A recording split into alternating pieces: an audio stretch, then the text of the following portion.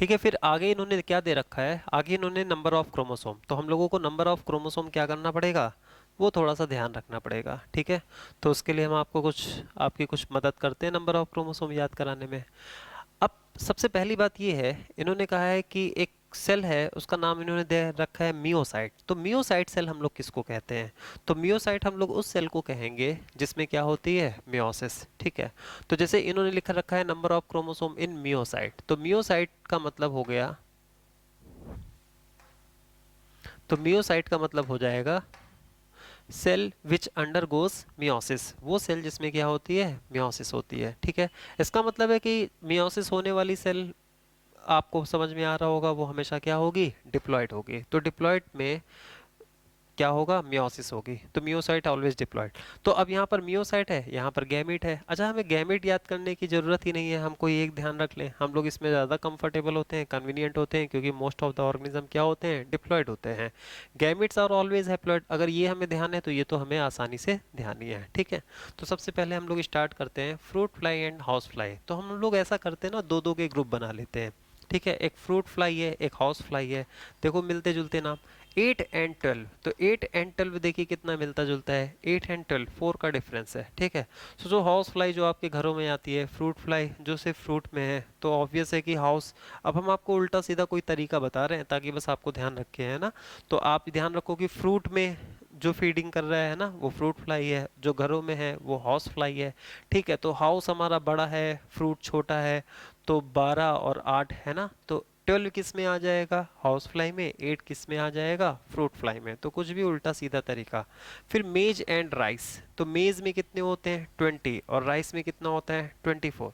तो आप कुछ ऐसे, अच्छा मेज को अगर हम लोग देखें ना, तो ऐसा लगता है घर में, टेबल को हम लोग हिंदी में कहते हैं ना, मेज रखी हुई है। ठीक है, तो सोचो हम लोग किसी रेस्टोरेंट में गए, वहां पर 20 नंबर की मेज में 24 चावल के दाने हैं। ठीक है, तो 20 नंबर की टेबल में, टेबल मतलब मेज, मेज से मेज, 20 नंबर की टेबल में कितने ग्रेन्स राइस के रखे हुए हैं, वहाँ चावल के कितने दाने पड़े हुए हैं, तो वहाँ पर 24 दाने राइस के पड़े हुए हैं। तो इस तरह से हमें ये ध्यान रहेगा।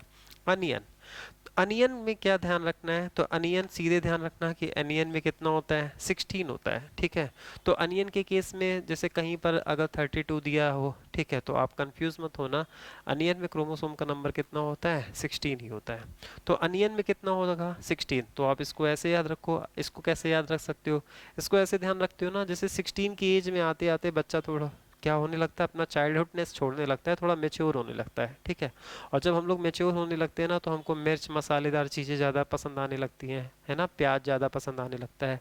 तो आप ऐसे ध्यान रख सकते हो कि 16 साल की एज में क्या होने लगता है, हम लोगों को प्याज पसंद आने लगता है। ठीक है, तो 16 से आपको अनियन, कुछ भी हमने कहा ना, कोई भी उल्टा सीधा तरीका हमें डेवलप करना है ताकि चीज़ रिलेट हो जाए। फिर एप्पल 34, एप्पल काफ़ी महंगा आता है, लेकिन ऐसे सोच लो शिमला, शिमला में बहुत एप्पल होता है, तो सोचो शिमला में जो एप्पल है वो 34 kg है। क्या, तो शिमला घूमने गए थे, तो वहाँ पर हम लोगों ने एप्पल देखा, और एप्पल वहाँ पर बहुत ही चीप था, कितना था, 34 रुपीज़ पर केजी था। ठीक है, तो इस तरह से आपको फ्रूट फ्लाई हाउस फ्लाई याद हो गया ना, 8 एंड 12।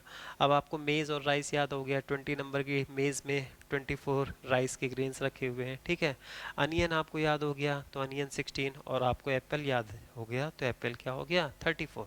तो ये सब हम लोगों ने मियोसाइट, और जब हम लोगों ने मियोसाइट कर लिया तो उसी का हाफ क्या हो जाएगा, तो उसी का हाफ क्या हो जाएगा, गैमेट में।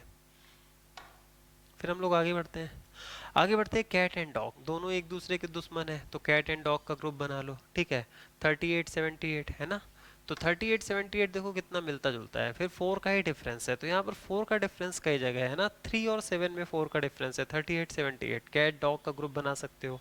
ठीक है, फिर रैट एंड ह्यूमन, तो रैट और ह्यूमन का ग्रुप बना लो, फिर देखो 4 का डिफरेंस आ रहा है, तो ह्यूमन में तो सबको पता है 46, तो रैट में कितना है, 42 है ना, तो रैट हमसे छोटा है ना, तो उसमें कम है। तो 4 का डिफरेंस कई जगह है। पोटैटो, पोटैटो को 48 के साथ ऐसे अपने दिमाग में लिंक कर लो। सोचो कि हमारे घर में 50 kg हम लोग आलू खरीदने गए, एक्चुअल में क्या होता है ना कि पोटैटो लोग हमेशा ज़्यादा क्वांटिटी में ही परचेज करते हैं, तो 50 kg हम लोगों ने पोटैटो परचेज किया, लेकिन उस पोटैटो में 2 kg कम निकला, तो उस पोटैटो में 2 kg कम निकला, है ना, ऑब्वियस है कि 50 kg लाएंगे तो थोड़ा ज़्यादा कम होगा, तो सोचो अरे 50 kg पोटैटो लिया था और उसमें 2 kg कम हो गया, तो कितना हो गया, 48 हो गया। ठीक है, फिर उसके बाद क्या है, बटरफ्लाई, बटरफ्लाई 380। तो बटरफ्लाई तो बहुत अच्छा ट्रिक हम आपको बताते हैं। तो बटरफ्लाई 380, अगर हम 380 लिख देना तो बटरफ्लाई बन जाती है। सबसे पहले हम 3 लिखे, तो ये देखो ये हमने 3 लिखा। फिर हम इसको 8 बनाने की कोशिश करें, तो ये देखो 3 के बाद हमने इसको 8 बनाने की कोशिश की। फिर इसके बीच में हमने 0 बना दिया, तो ये देखो 3 फिर 8 बनाया, फिर बीच में 0 बना दिया, और ये देखिए क्या हो गई, बटरफ्लाई। तो कहीं ना कहीं ये 380 से ही क्या बन जाता है, बटरफ्लाई। तो ये बड़ा इंटरेस्टिंग है। तो आप देखना 380 को हमने ध्यान से देखा और हमने कहा अरे इससे तो बटरफ्लाई बन रही है। ऑफ्यूग्लॉसम, ऑफ्यूग्लॉसम में कितना होता है, 1260। तो ऑफ्यूग्लॉसम एडल्ट टंग फर्न है, ठीक है। ऑफ्यूग्लॉसम में अब 1260 के बीच में रिलेशन से 12 इंटू 5 इक्वल्स टू 60 है ना। तो सोचना हो कि ऑफ्यूग्लॉसम में बहुत नंबर ऑफ क्रोमोसोम क्या है, मैक्सिमम 1260 है, ठीक है। 12 into 5 equals to 60। Monkey and gorilla, ये दो और एडिशनल एनसीईआरटी के अलावा ऐड कर दिए हैं। तो मंकी और गोरिल्ला दोनों ही इंसान से रिलेटेड है, ठीक है। अब ऐसा करते हैं हम लोग, बीच में हो जाते हैं, ठीक है। हम लोग बीच में हो जाते हैं, एक तरफ गोरिल्ला हमसे भी काफ़ी बड़ा और एक तरफ मंकी हमसे थोड़ा छोटा, है ना। तो हम लोग 46 हैं और 4 का यहाँ पर बहुत हम लोगों ने फ़र्क देखा है ना, तो हम 46 हैं। तो 4 माइनस कर दो, तो 46 में 4 माइनस कर दो, 42 मंकी। और फिर इसके बाद क्या हो जाएगा, गोरिल्ला। तो गोरिल्ला में अगर हम लोग क्या करें, तो यहाँ पर तो थोड़ा सा आपको ध्यान रखना होगा, यहाँ पर 4 का डिफरेंसेस नहीं, यहाँ पर आप देखो 2 का डिफरेंसेस है ना। 46 की अगर हम लोग बात करें, यहाँ पे आप 2 का है, एक बार 4 का है। अब आप कैसे रिलेशनशिप, तो मंकी में तो 4 का डिफरेंस है और गोरिल्ला में 2 का डिफरेंसेस है। चलो अब इसमें फिर ऐसे तो बहुत यूनिफॉर्मिटी मेंटेन नहीं हो रही है। अब इसको ऐसे ही कर सकते हो कि हम 46 हैं, है ना। तो हम अगर 46 हैं तो 4 के डिफरेंस से 42 ये हो गया, ठीक है, और ये 48 है। तो आप कुछ भी ध्यान रखना कि गोरिल्ला हमसे थोड़ा सा साइज में क्या है, एक्टिव है, ठीक है। तो 42 ज़्यादा है और मंकी हमसे 4 कम है, ठीक है। तो कुछ ऐसे अगर आप ध्यान रख सकते हो तो ध्यान रखना, ठीक है। बाकी आप खुद से भी अगर कोई तरीका डेवलप कर सकते हो तो कर सकना। वैसे अगर देखो तो आपको याद हो गया, Ophioglossum adult tongue firm, number of chromosome बहुत ज़्यादा थे, वहाँ पर 12 के बीच में रिलेशनशिप था। 12 की टेबल में 12 इंटू 5 इक्वल्स टू 60, 1260 वहाँ पर था। बटरफ्लाई हम लोग को 380 से याद हो गया। पोटैटो हम लोग 50 केजी लेने गए थे, 2 केजी कम निकला, 48। कैट और क्या हो जाएगा, डॉग, एक दूसरे के दुश्मन है, 3872, 3878, ठीक है। अब डॉग में क्या होगा, ज़्यादा होगा और कैट में कम होगा, तो कैट में कम है और डॉग में ज़्यादा है, साइज़ के बेसिस पर हमने कह दिया। मंकी एंड गोरिल्ला, अच्छा हम आपको ये ट्रिक बता रहे हैं, नहीं तो नंबर ऑफ क्रोमोसोम साइज से रिलेटेड है नहीं, तो कभी भी अपने दिमाग में ऐसा कोई कॉन्सेप्ट मत बना लेना कि नंबर ऑफ क्रोमोसोम का लेना देना साइज से है।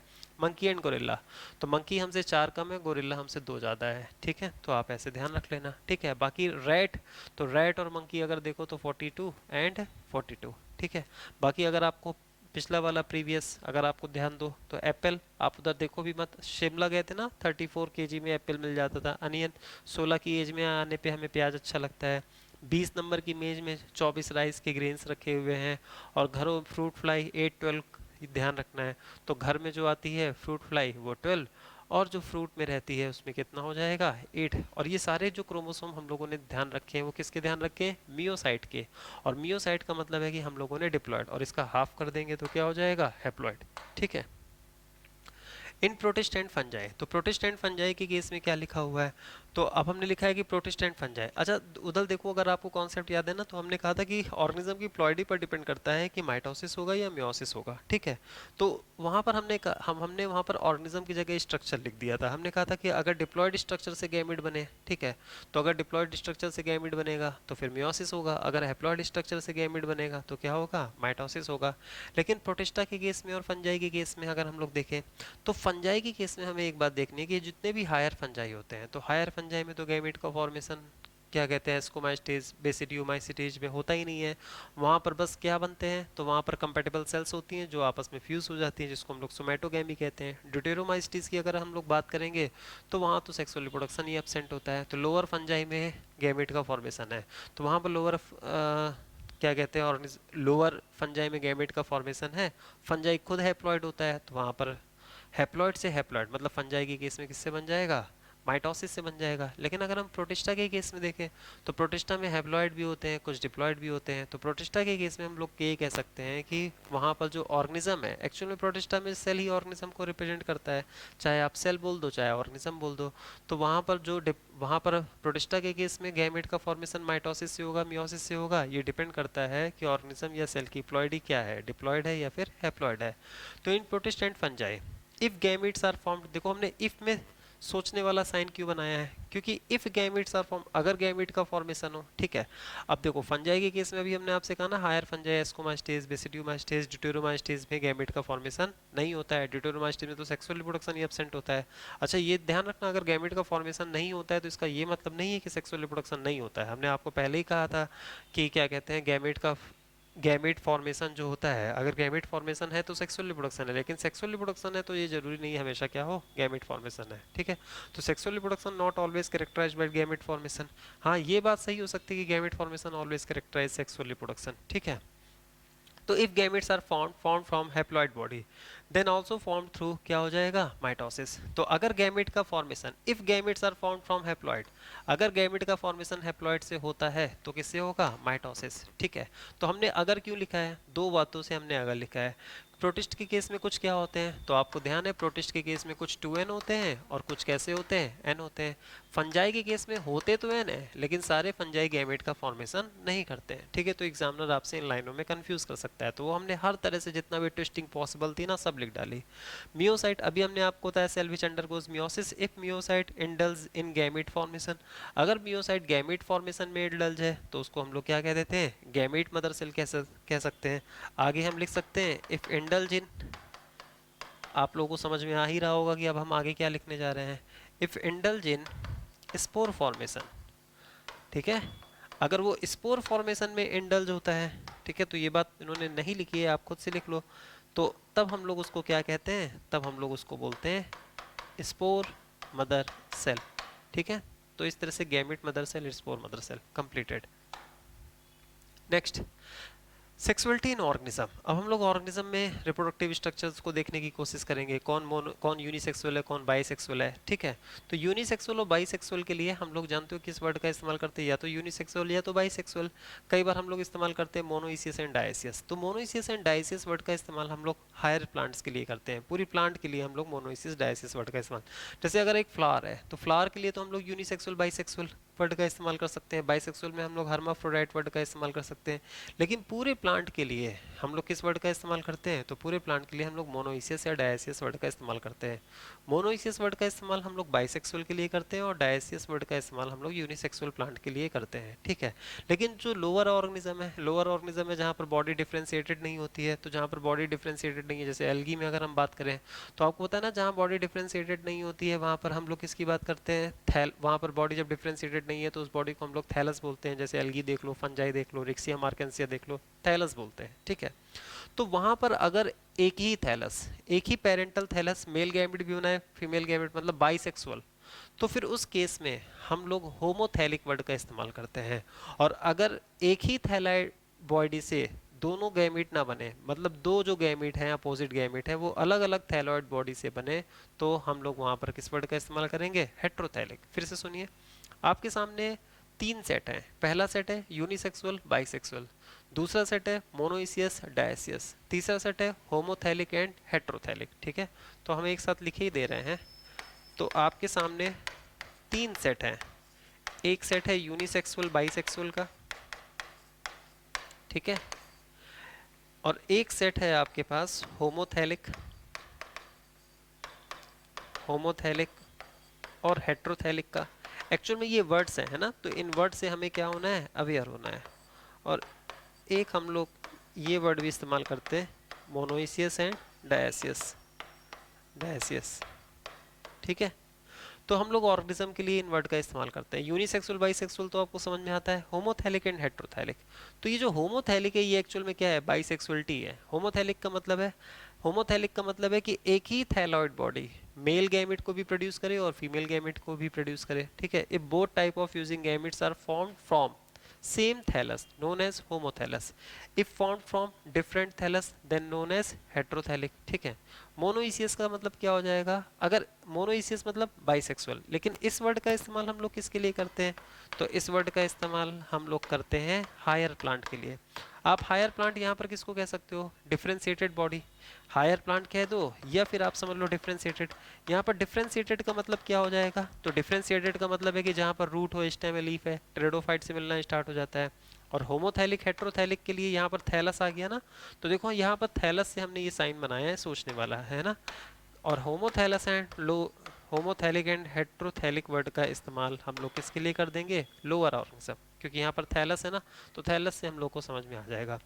तो देखो इन लोअर ऑर्गेनिज्म, जैसे ही लोअर ऑर्गेनिज्म आ गया तो आप समझ जाओ कि आपके सामने होमोथैलिक और हेट्रोथैलिक आएंगे ही, क्योंकि लोअर ऑर्गेनिज्म मतलब एल्गी एंड ब्रायोफाइट, और एल्गी एंड ब्रायोफाइट में बॉडी डिफरेंशिएटेड नहीं है, उसको हम लोग वहाँ थैलस कहते हैं। If opposite gametes are produced by same parent, ठीक है, या सेम थैलस, तो homothallic. If opposite gametes are produced by different body या डिफरेंट पेरेंट, तो उसे हम लोग क्या कहेंगे, हेट्रोथैलिक। और यहाँ पर हमने सिंबल बनाया ना कि आप सोचो वाई थैलस, तो वही बात हमने आपको लिखवा दी है कि क्यों थैलस का इस्तेमाल करते हैं। ठीक है, तो अगर सेम से प्रोड्यूस होता है तो एक तरह से यूनिपेरेंटल ही हुआ, और अगर दो से प्रोड्यूस हो रहा है तो एक तरह से क्या होता है, बाईपेरेंटल। तभी तो हमने आपसे लिखा कि यूनिपेरेंटल और बाईपेरेंटल, आंख बंद करके ये मत समझ लेना यूनिपेरेंटल तो एसेक्सुअल। कई बार क्या हो सकता है कि यूनिपेरेंटल होते हुए भी क्या हो सकता है, देखो बाई पेरेंटल है तब तो सेक्सुअल है, लेकिन यूनिपेरेंटल में सेक्सुअल भी हो सकता है, एसेक्सुअल भी हो सकता है। ये देखो यूनिपेरेंट होमोथैलिक, होमोथैलिक यूनिपेरेंटल, और क्या हम लोग पढ़ रहे हैं, सेक्सुअल रिप्रोडक्शन। इसका मतलब यूनिपेरेंटल का केस सेक्सुअल भी हो सकता है और एसेक्सुअल भी हो सकता है।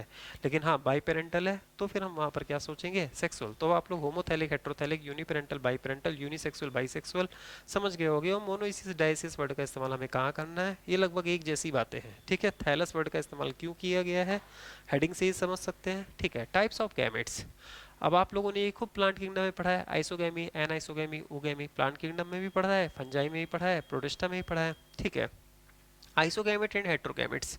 तो गैमेट्स तो फ्यूजिंग गैमेट हमेशा जेनेटिकली डिफरेंट है, एक प्लस है एक दूसरा माइनस है, लेकिन मार्फोलॉजी उसकी कैसी है, बाहर से दिखने में वो कैसा है। अगर बाहर से दिखने में जो जो फ्यूजिंग गैमेट है वो एक जैसे हैं तो हम आइसोगैमेट कहेंगे, अगर वो डिफरेंट है तो उसे हम लोग क्या कहेंगे, हेट्रोगैमेट कहेंगे। ठीक है, मेल गैमेट के लिए हम लोग एंथेरोजॉइड या मेल गैमेट को हम लोग क्या कहते हैं, तो मेल गैमेट को हम लोग या तो एंथेरोजॉइड या तो स्पर्म कहते हैं। फीमेल गैमेट को या तो हम लोग एग कहते हैं या तो हम लोग क्या कहते हैं, ओवम कहते हैं। आइसोगैमेट, ठीक है, तो आइसोगैमेट समझ गए ना, तो गैमेट्स मार्फोलॉजिकली कैसे होंगे, सिमिलर होंगे। यहाँ पर ये कंफ्यूज मत हो जाना कि वो जेनेटिकली भी सिमिलर होंगे, क्योंकि वो होते हैं अपोजिट, प्लस माइनस से फ्यूज होगा। ठीक है, मेल फीमेल से फ्यूज होता है, लेकिन हाँ बाहर से दिखने में अगर गैमेट एक जैसे हैं तो गैमेट्स आर मार्फोलॉजिकली सिमिलर।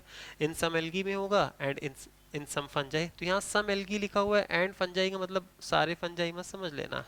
ठीक है, यहाँ पर भी आप सम लगाना, तो यही सम दोनों के लिए पढ़ना, in some algae and in some fungi. अब समझ के ना हम क्यों कह रहे हैं कुछ है, क्योंकि आपको पता है पहली बात तो गैमेट का फॉर्मेशन सारे फंजाई में होगा ही नहीं, है ना।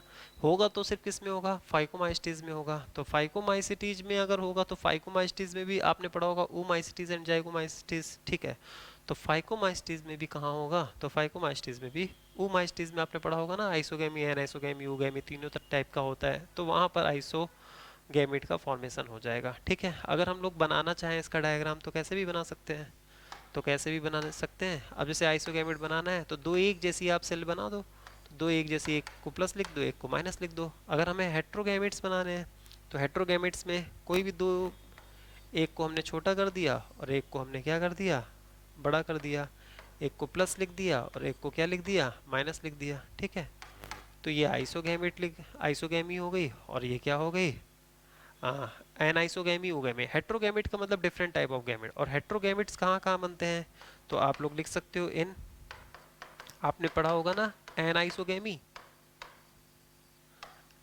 And in ओगैमी।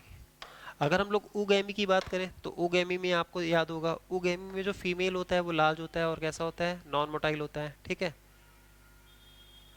तो ओगैमी में जो फीमेल है वो लार्ज है, नॉन मोटाइल है, मतलब स्टेशनरी है, और मेल गैमेट मोटाइल है और क्या है, स्मॉल है, तो वो क्या हो जाता है, ओगैमी का केस। तो दोनों ही केस में अगर आप देखो तो यहाँ पर गैमेट्स जो हैं वो क्या है, मार्फोलॉजिकली डिफरेंट है, तो ये भी हेट्रोगेमिट का एग्जांपल, ये भी हेट्रोगेमिट, ये एन आइसोगेमी है और ये क्या है, ऊगेमी है, और ये प्रॉपर क्या है, तो ये प्रॉपर आइसोगेमी है। तो fusing gametes are morphologically dissimilar, ठीक है। Example, almost all sexually reproducing. अब almost all sexually reproducing organism में अगर हम लोग बात करें तो सबसे ज़्यादा आपको पता है कौन सा होता है, तो सबसे ज़्यादा ऊगेमी होता है। तो ऑलमोस्ट ऑल सेक्सुअली, अब जैसे अगर हम लोग प्लांट किंगडम की बात करें तो रेड एल्गी में भी ऊगेमी है, ठीक है, और फिर ब्रायोफाइट, टेरिडोफाइट, जिम्नोस्पर्म, एंजियोस्पर्म, हर जगह ऊगेमी है। इसका मतलब है कि कुछ एल्गी में और पूरे plant, bryophyte, pteridophyte, gymnosperm, angiosperm, हर जगह प्रॉपर क्या है, ऊगेमी है। तो मोस्ट ऑफ द ऑर्गेनिज्म में क्या होते हैं, हेट्रोगेमिट्स का फॉर्मेशन होता है। मोस्ट ऑफ द ऑर्गेनिज्म में क्या होता है, ऊगेमी होती है, ठीक है। थैंक यू स्टूडेंट्स, इसके आगे अभी देखते हैं।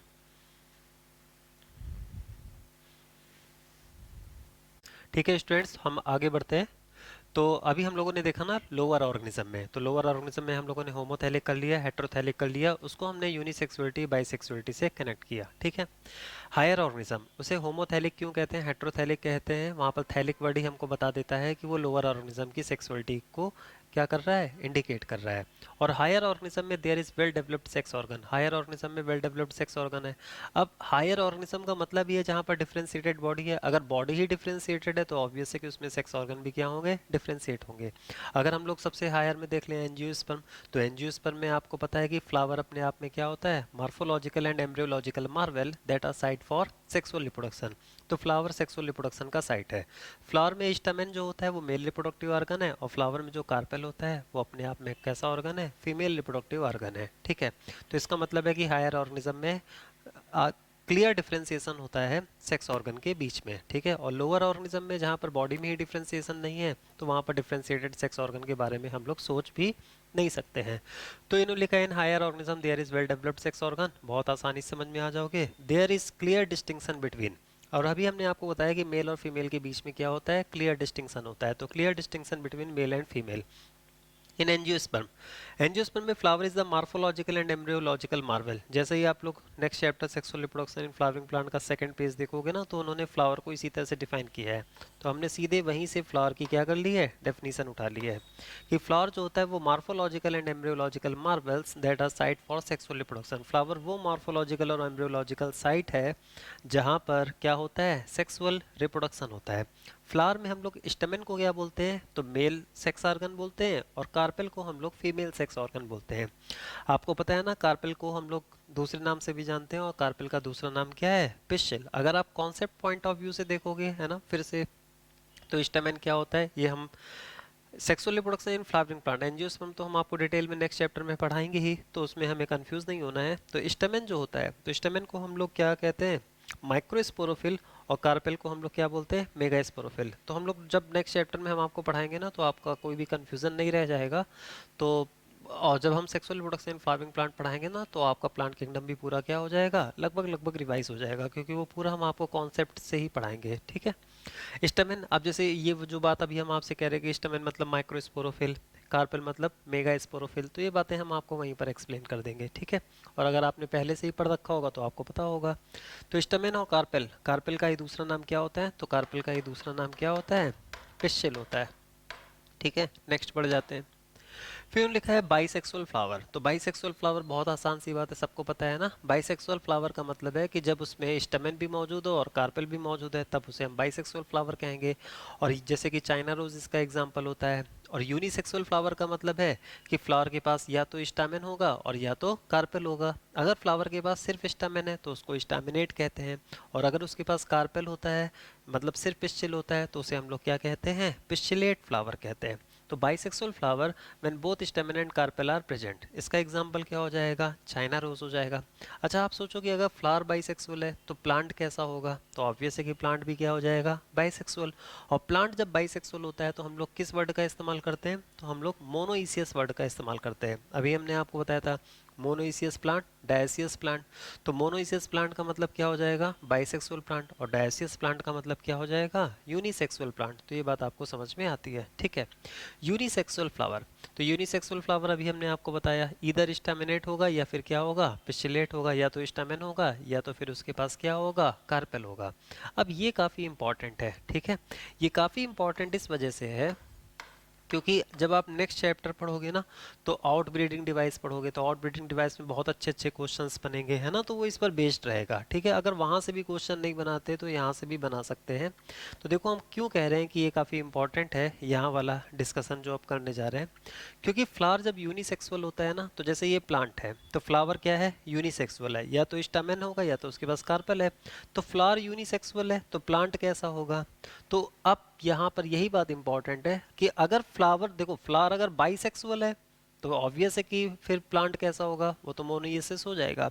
लेकिन अगर फ्लावर यूनिसेक्सुअल है तो फिर उसका जो प्लांट है वो मोनोइसियस भी हो सकता है और डायसियस भी हो सकता है। अब वो कैसे, देखो ऐसे, अगर मानो प्लांट है, इसके पास यूनिसेक्सुअल ये, तो इसके पास स्टामिनेट फ्लावर है, तो स्टामिनेट फ्लावर अगर इसकी पूरे प्लांट में सिर्फ स्टामिनेट स्टामिनेट स्टामिनेट स्टामिनेट फ्लावर है, तो इसका मतलब है कि इसके पास पूरे प्लांट में सिर्फ स्टामिनेट फ्लावर ही है, तो फिर इसका मतलब है कि ये कैसा हो जाएगा, यूनिसेक्सुअल, और यूनिसेक्सुअल का मतलब डायसियस।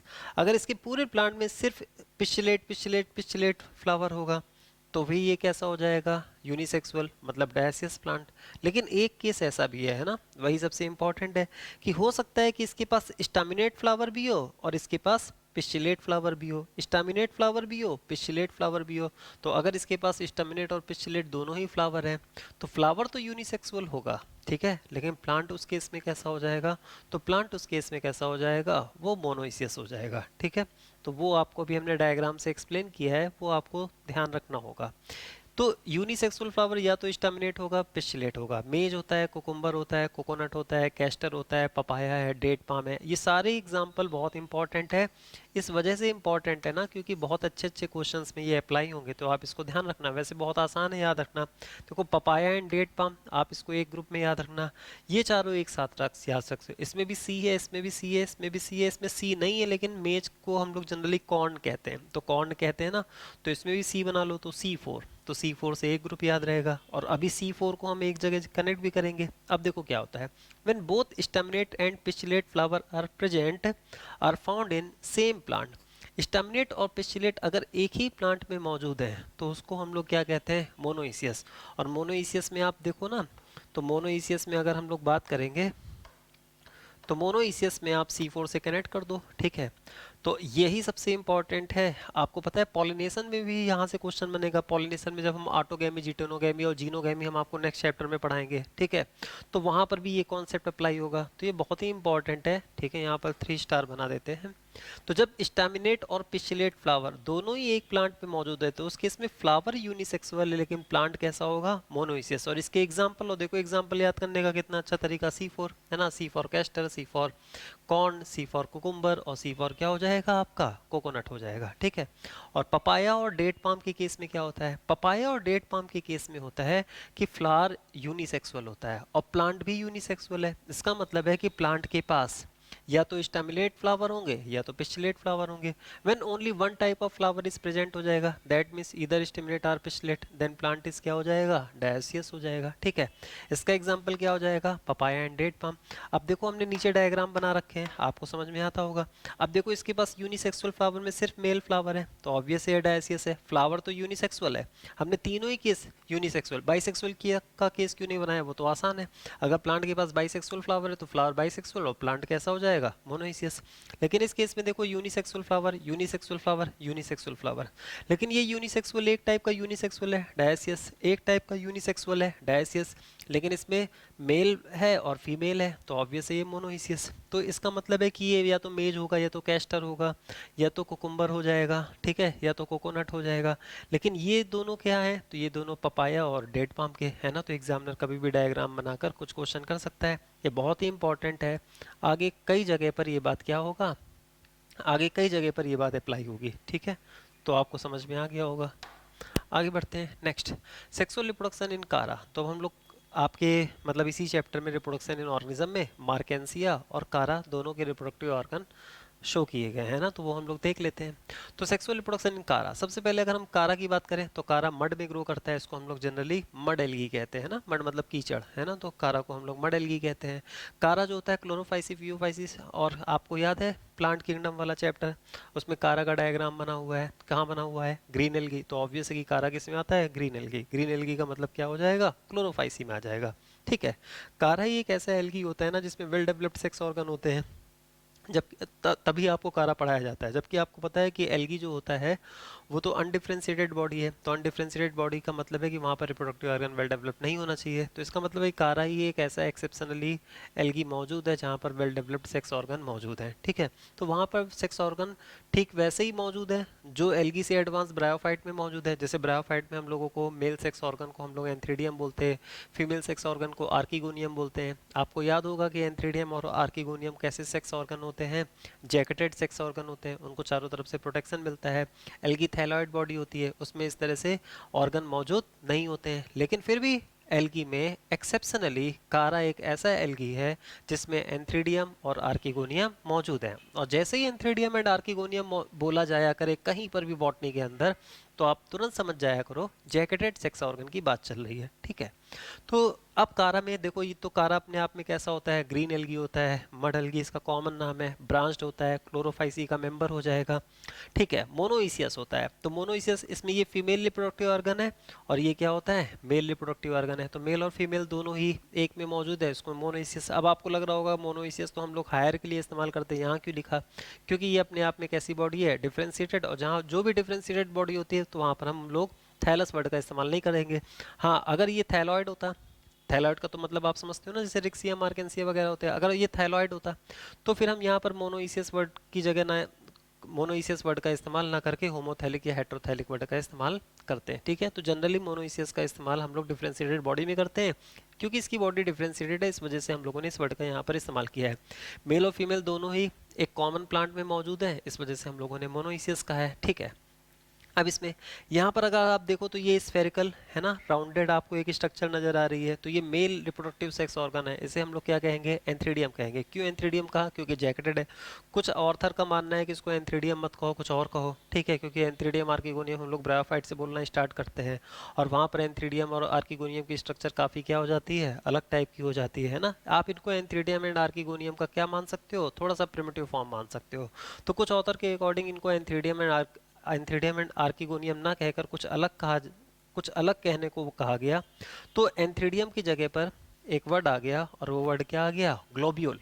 तो यहाँ पर कुछ लोगों ने एंथ्रीडियम को ही क्या कहा, एंथ्रीडियम को ग्लोब्यूल कहा, और उगोनियम उगोनियम या आर्किगोनियम को इन्होंने क्या कह दिया, नुक्यूल कह दिया। ठीक है, तो उगोनियम, अच्छा आर्किगोनियम उगोनियम में कोई ज़्यादा फर्क नहीं है। आर्किगोनियम भी फीमेल रिप्रोडक्टिव ऑर्गन है, उगोनियम भी अपने आप में क्या है, फीमेल रिप्रोडक्टिव ऑर्गन है। ठीक है, तो यहाँ पर अब ये है ना कि इसको हम लोग प्रॉपर आर्किगोनियम ना बोलकर क्या बोलना पसंद करेंगे, उगोनियम। लेकिन कहीं कहीं कहीं पर कई जगहों पर आपको ये लिखा भी मिल जाएगा कि इसके पास एंथ्रीडियम है, इसके पास आर्किगोनियम भी मौजूद है। ठीक है, हम लोग एल्गी के केस में प्रॉपर फीमेल रिप्रोडक्टिव ऑर्गन के लिए जनरली उगोनियम वर्ड का इस्तेमाल करते हैं। अब आपको लग रहा होगा उगोनियम और आर्किगोनियम में फिर फर्क क्या है, तो फर्क बस वही होता है जैकेटेड का और नॉन जैकेटेड का। ठीक है, तो यहाँ पर जो है, अगर जब भी जैकेटेड सेक्स ऑर्गन होंगे, मतलब जैकेटेड फीमेल सेक्स ऑर्गन होगा, तो आर्किगोनियम वर्ड का इस्तेमाल हो जाएगा।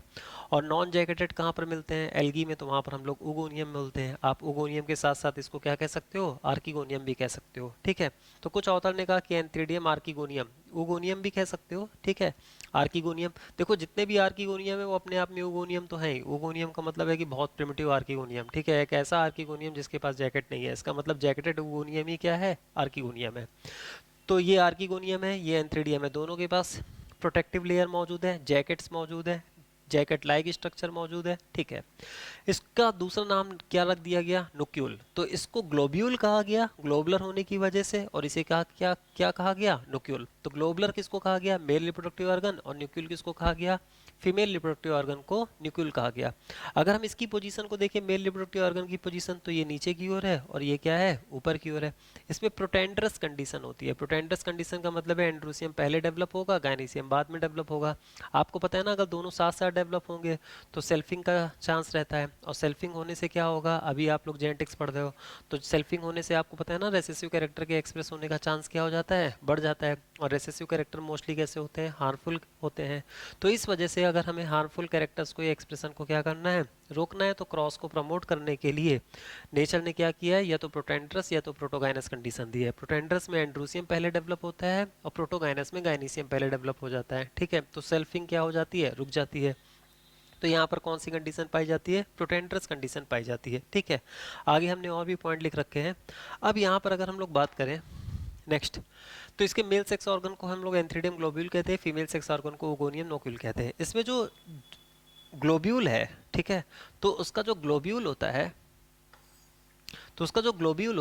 तो उसके पास जो क्या कहते हैं जैकेटेड है, ठीक है, तो उसके पास जो जैकेट होता है वो 8 शील्ड सेल्स का बना होता है। ठीक है, तो ध्यान, ये पॉइंट आपको, ये 3 पॉइंट आपको ध्यान रखने पड़ेंगे।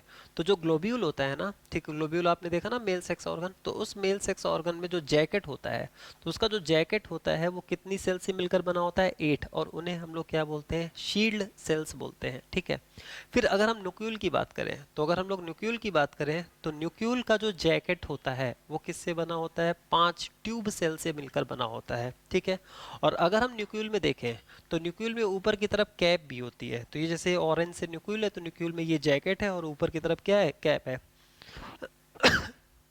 तो अगर हम उसकी कैप को देखें, तो उसका कैप किससे बना होता है? वो 5 कोरोनरी सेल से। अब अगर आपको थोड़ा सा ध्यान रखना है तो कैसे ध्यान रख सकते हो? देखो ट्यूब है ना, तो ट्यूब जैसी स्ट्रक्चर अगर हम लोग देखें ना, आर्किगोनियम जब आपने ब्रायोफाइट में देखा होगा तो फ्लास्क शेप स्ट्रक्चर होता है। ठीक है, ऊपर वाले ट्यूबुलर पोर्शन को नेक कहते हैं। तो ट्यूब को फीमेल से कनेक्ट करना, तो ट्यूब को फीमेल से कनेक्ट करना, तो ट्यूब सेल आपको ध्यान रहेगा किस में मौजूद होता है? न्यूक्लियल में मौजूद होता है। ठीक है, शील्ड आपको पता है ना, जैसे जितने भी क्या कहते हैं फाइटर वगैरह होते हैं तो कुछ शील्ड करे रहते हैं ना, आप लोगों को ध्यान होगा। कई बार आज की भी डेट में देखिए, अगर पुलिस वाले कहीं पर दंगा वगैरह हो जाता है, राइट्स हो जाता है, तो वहाँ पर कुछ शील्ड लेकर दौड़ते हैं पब्लिक की तरफ, है ना। तो क्या होता है? तो शील्ड को आप मेल से कनेक्ट कर दीजिएगा। तो 8 शील्ड सेल ये कहाँ पर हो जाएगा? ग्लोब्यूल में। और ट्यूब सेल किस में हो जाएगा? न्यूक्लियल में। इसमें 5 याद रखना, उसमें 8 याद रखना, इसमें भी 5, इसमें भी 5। कोरोनरी की स्पेलिंग सी से स्टार्ट होती है और कैप की भी स्पेलिंग किससे स्टार्ट होती है? सी से। सॉरी। ठीक है, नेक्स्ट, सेक्स ऑर्गन बॉन्स ऑन एडेक्सियल सरफेस। आपको याद होगा ना मार्फोलॉजी में एडेक्सियल एंड एबैक्सियल। तो एडेक्सियल क्या हो जाएगा? अपर सरफेस होती है, तो सेक्स ऑर्गन कहाँ पर होंगे? Upper surface. आपको मार्फोलॉजी में पढ़ाया गया होगा ना, एडेक्सियल का मतलब होता है एडजेसेंट टू स्टेम एक्सिस। तो जैसे ये स्टेम एक्सिस है, ये लीफ है, तो अपर एपिडर्मिस जो होती है वो लीफ के करीब होती है, तो अपर एपिडर्मिस को ही क्या बोलते हैं? एडेक्सियल। ठीक है, तो एडेक्सियल सरफेस में होता है। ऑन शॉर्ट लेटरल ब्रांच में, ठीक है, तो शॉर्ट ब्रांच में, ये भी हम आपको बता देते हैं। जैसे अगर हम लोग इसमें देखें, तो ये वाली जो मेन येलो कलर से ब्रांच जा रही है, तो जो येलो कलर वाली ब्रांच है, ठीक है, ये लॉन्ग ब्रांच होती है। और ये जो ब्रांचें निकल रही है ग्रीन कलर से, है ना, तो ये सब क्या होती हैं? शॉर्ट ब्रांचेस होती हैं। ये ठीक वैसा ही है जैसा आप लोगों ने शायद अगर पढ़ा होगा तो पाइनस में। तो पाइनस में भी ऐसा ही होता है, एक अनलिमिटेड ग्रोथ वाली मेन ब्रांच होती है, ठीक है, शॉर्ट अनलिमिटेड ब्रांच होती है। ठीक है, और एक शॉर्ट शॉर्ट जो साइड बाय साइड निकलती है, ठीक है, तो उसे हम लोग क्या कहते हैं? Dwarf shoot and long shoot. तो वहां पर जो पाइनस में क्या होता है, जो मेन एक्सिस होती है उसे हम लोग लॉन्ग शूट कहते हैं, और उससे जो छोटी छोटी सी क्या कहते हैं ब्रांचेस निकली होती है उसे हम लोग क्या कहते हैं? ड्वार्फ शूट कहते हैं। ठीक है, तो ऐसे ही इसकी ग्रोथ क्या होती है? अनलिमिटेड होती है। तो ऊपर एपिकल बड होती है, तो एपिकल बड की वजह से आप ये मत समझ लेना कि ये जो है यहाँ पर येलो ही है। अभी ये तो हमने थोड़ा सा बनाया है ना, तो इसका एपिकल बड हमेशा फ्री रहेगा, एपिकल फ्री रहेगा तो ये हमेशा ग्रो करता चला जाएगा। ठीक है, तो ये लॉन्ग ब्रांच हो गई और ये क्या हो गई? शॉर्ट ब्रांच हो गई। ठीक है, इसको हम लोग लॉन्ग शूट कह सकते हैं, इसे हम लोग ड्वार्फ शूट कह सकते हैं। ठीक है, अभी और एक डायग्राम दिया है वहाँ पर, और अच्छे से हम क्लियर कर देंगे। और इसकी ये जो ऊपर वाली सरफेस है उसको हम लोग एडेक्सियल कहेंगे, यहीं पर सेक्स ऑर्गन मौजूद होते हैं। नीचे मेल है और ऊपर क्या है बताइए? फीमेल है। तो आप लोगों को समझ में आ गया होगा। अब बताओ, जो शॉर्ट ब्रांच है तो वो ऑब्वियस है कि वो कैसे निकली होती है? लेटरल निकली रहती है। ठीक है, तो इन्होंने ये लिख रखा है कि sex organs are borne on adaxial surface. Adaxial का मतलब जैसे ये ना मेन एक्सिस है, ये ब्रांच है, तो ये ब्रांच है, तो ब्रांच में जो जो ऊपर वाली सरफेस है ना उसको एडेक्सियल। तो adaxial surface of short lateral branch almost at each node, है ना, तो हर नोड में मौजूद होते हैं सेक्स ऑर्गन। ठीक है, नुक्यूल ऑक्युपाइज अपर पोजीशन देन ग्लोब्यूल। तो ये बात आप लोगों को समझ में आ गया होगा। तो आपको बहुत ग्लोब्यूल याद हो गया होगा, नुक्यूल याद हो गया होगा, shield cell, tube cell, coronary कहाँ से कैसे कनेक्ट करना है वो सब आपको ध्यान हो गया होगा। ठीक है, देख लो और अच्छे से डायग्राम। ठीक है, और अच्छे से आपकी एनसीईआरटी में डायग्राम तो बना है, ठीक है, लेकिन और अच्छा डायग्राम देखिए।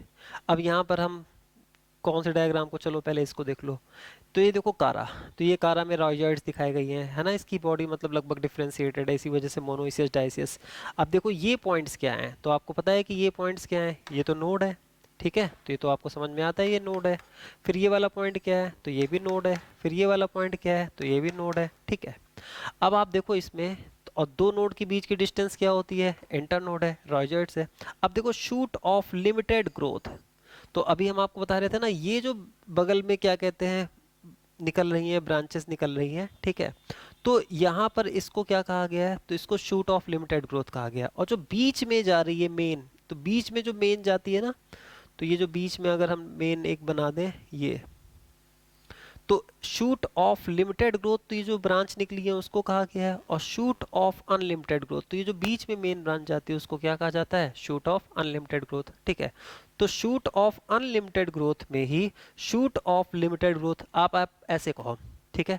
अनलिमिटेड ग्रोथ वाली शूट को क्या कह रहे हैं, इसको सिर्फ सुनना है, इसको तो मत लिखना, है ना, ये हम आपको ज़्यादा समझा रहे हैं, ज़्यादा इस वजह से समझा दे रहे हैं ताकि आपकी तो बुक में बड़ी आसान आसान सी बात है, जब ये समझ जाओगे तो वो सारे पॉइंट्स आपको बहुत बेसिक लगेंगे, ठीक है। और ये बात हम आपको इस वजह से और समझा रहे हैं क्योंकि पाइनस में ऐसे पॉइंट होते हैं, ठीक है। आपकी एनसीईआरटी की बुक में प्लांट किंगडम में जिंगो का diagram dwarf shoot and long shoot बना हुआ है, तो इस वजह से हम आपको dwarf shoot and long shoot का कॉन्सेप्ट यहाँ बता रहे हैं। ये रॉयजॉइड हो गया, ये नोड के बीच की डिस्टेंस इंटर नोड हो गई, ये शूट ऑफ क्या हो जाएगा, लिमिटेड ग्रोथ, ये शूट ऑफ अनलिमिटेड ग्रोथ हो जाएगा, ठीक है। और नोड्स वाले पॉइंट हम लोग को समझ में आ गए। और ये देखो इसमें अगर आप सेक्स ऑर्गन देख रहे हो ना, ऊपर की तरफ है, तो आप देख रहे हो ना नीचे की तरफ नहीं है, ऊपर की तरफ है। तो अगर ऊपर की तरफ है तो इसका मतलब किस सरफेस में है, तो ऊपर की तरफ है, तो इसका मतलब है कि ये सब के सब क्या है बताइए, एडेक्सियल सरफेस में है, ठीक है। फिर इसमें देखो, तो अगर इसमें हम लोग देख रहे हैं तो ये नोक्यूल है, न्यूक्यूल अभी हमने आपको डायग्राम बनाया था, ठीक है। फिर ये देखो ये क्या है, तो ये अपने आप में ग्लोब्यूल है, ये इंटरनोड है, नोड है, ठीक है।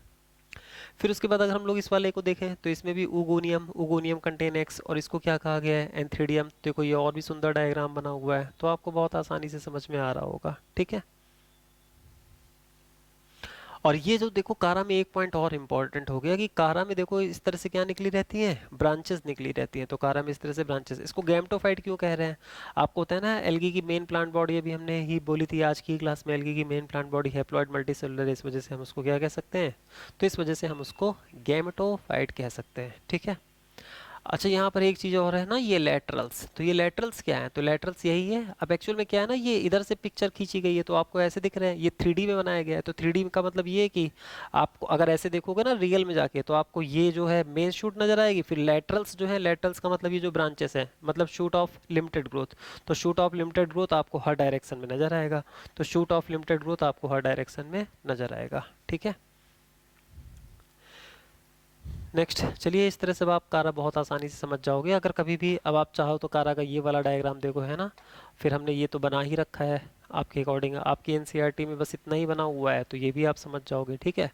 अगर हम यहाँ पर क्या कहते हैं सेक्स ऑर्गन को दिखाना चाहें कलर से, तो अब आप समझ जाओगे ना कहाँ दिखाएंगे। ये देखो ऐसे अगर हम डॉट बनाना चाहें, तो ऐसे हम डॉट बना रहे हैं ऊपर की तरफ, है ना। तो इससे एक बात और प्रूफ हो जाएगी कि जो सेक्स ऑर्गन होते हैं वो कहाँ होते हैं, एडेक्सियल सरफेस में होते हैं, एडेक्सियल सरफेस। और लॉन्ग शूट में नहीं बनाया हमने, किस में बनाया है, डॉर्फ शूट में। तो ये और क्लियर हो गया। नेक्स्ट, इसमें प्रोटेंडर्स कंडीशन होती है, वो तो लिखा ही है। एक बात और यहाँ कहीं लिखी होगी हमने कि इसमें जो मेल गैमिट होता है ना, तो इसका जो मेल गैमिट होता है वो कैसा होता है, स्पाइरल शेप्ड होता है। तो इसका मेल गैमिट स्पाइरली कॉइल्ड होता है, बाई फ्लैजलेट एंथेरोजॉइट होता है। मोस्ट ऑफ द कारा कैसा होता है, मोनोइसियस। तो ये देखो एक इंपॉर्टेंट पॉइंट, अब आपकी एनसीईआरटी में जो बना हुआ है इसमें मोनोइसियस है, लेकिन कारा में एक स्पीसीज ऐसी भी है जो कैसी होती है, डायसियस होती है। तो मोस्ट ऑफ द कारा, तो अगर कभी भी ये पूछा जाए ना कारा मोनोइसियस या डायसियस, अगर दोनों ऑप्शन सेलेक्ट करना हो तो दोनों करना, एक को प्रायोरिटी देना हो तो मोनोइसियस को देना, ठीक है। मोस्ट ऑफ द कारा स्पीसीज कैसे होते हैं, मोनोइसियस होते हैं। और कारा वॉल्ची, तो कारा वॉल्ची जो होता है वो कैसा होता है, डायसियस होता है। प्रोटेंडर्स कंडीशन समझ के ना, एंड्रोसियम पहले डेवलप होगा। क्यों प्रोटेंडर्स कंडीशन होती है, तो क्यों प्रोटेंडर्स कंडीशन में होती है, खुद से सोच कर बताओ, ताकि क्या फेवर हो सके, क्रॉस फर्टिलाइजेशन। क्यों क्रॉस फर्टिलाइजेशन को फेवर करना होता है, तो इस वजह से फेयर करना होता है ताकि सेल्फिंग ना हो। सेल्फिंग क्यों हम नहीं चाहते हैं, हम क्या, नेचर ही नहीं चाहेगा। नेचर क्यों नहीं चाहता है सेल्फिंग, क्योंकि उससे रिसेसिव हार्मफुल कैरेक्टर के एक्सप्रेस होने का चांस क्या होता है, बढ़ता है। एंथ्रीडियम बहुत सारे band shape spirally coiled by flagellated antherozoid को क्या करता है, प्रोड्यूस करता है, ठीक है। ऊगोनियम कंटेन्स क्या हो जाएगा, सिंगल एग हो जाएगा। और वो जो सिंगल एग होता है उसमें स्टार्च और क्या होते हैं, ऑयल ग्लोब्यूल्स होते हैं, ठीक है। नेक्स्ट, फिर अगर हम लोग सेक्सुअलिटी किस में देख लेंगे, मार्केंशिया। तो आपको भी याद है ना, आपके प्लांट किंगडम में भी मार्केंशिया का डायग्राम बना हुआ है। अब आपको होता है ना रिक्सिया एंड मार्केंशिया, ये लिवरवर्ट्स होते हैं, इनकी बॉडी कैसी होती है, थायलॉइड्स होती है। और आपको पता है इनको लिवरवर्ट्स क्यों कहते हैं, क्योंकि उसमें लिवर जैसे क्या होते हैं, लोब्स होते हैं। तो ये देखिए काफ़ी लोब्ड बॉडी है ना, और लोब्ड बॉडी होती है, तो इस तरह से ये मार्केंशिया है। बाकी आप लोगों अगर रिक्सिया की बात करें तो रिक्सिया मोनोइसियस होता है, ठीक है, मोनोइसियस कह सकते हैं, या उसको हम लोग होमोथैलिक कहें। तो रिक्सिया में जो मेल और फीमेल होते हैं ना, वो दोनों एक कॉमन थैलस में मौजूद होते हैं। लेकिन यहाँ पर मेल और फीमेल कहाँ मौजूद होते हैं, डिफरेंट थैलस में मौजूद होते हैं। तो अगर डिफरेंट थैलस में मौजूद है तो ये होमोथैलिक होगा कि हेट्रोथैलिक होगा, तो हेट्रोथैलिक होगा, ठीक है। अब अगर हम लोग बात करें तो यहाँ पर क्या है, इस डायग्राम को कई बार एग्जाम में पूछा गया है। तो यहाँ पर अगर हम लोग देखें तो ये फीमेल रिप्रोडक्टिव ऑर्गन है, ये क्या है, आर्किगोनियम है। ब्रायोफाइट से हम लोग प्रॉपर आर्किगोनियम बोलना स्टार्ट कर देते हैं, आर्किगोनियम है। और ये आर्किगोनियम बेरिंग स्टॉक है, इसको हम लोग क्या कहेंगे, आर्किगोनियोफोर। फोर का मतलब क्या होता है, फोर का मतलब हमेशा क्या होता है, तो फोर का मतलब हमेशा ही क्या होता है, तो फोर का मतलब हमेशा बेयरिंग होता है, ठीक है।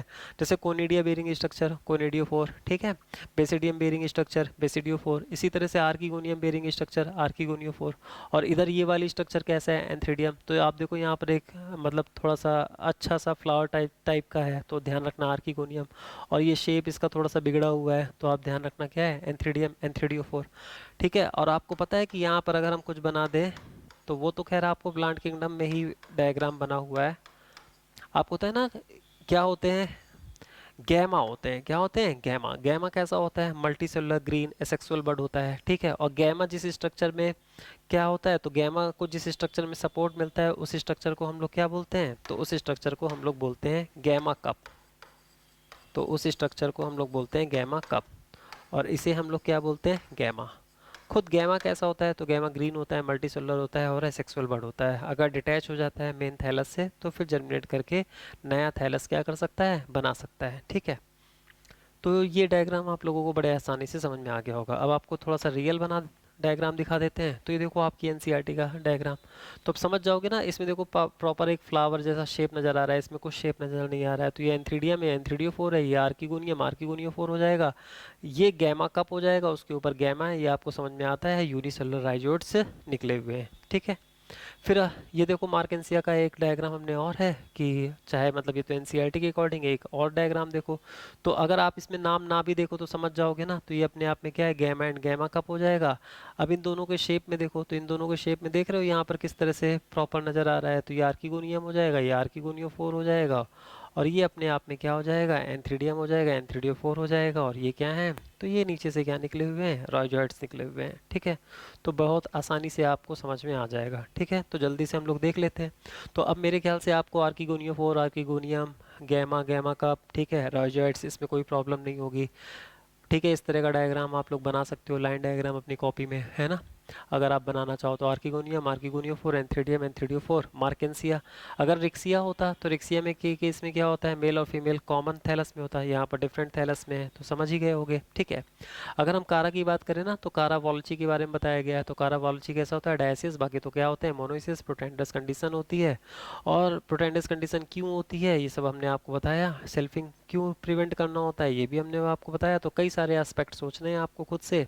एंथ्रीडियम जो होता है वो बाइफ्लैजेलेटेड स्पाइरली कॉइल्ड एंथेरोजोइड को प्रोड्यूस करता है। और इसके ऊगोनियम में कितने एग होते हैं, तो सिंगल एग होते हैं, तो वो मोस्टली तो सिंगल एग होता ही है।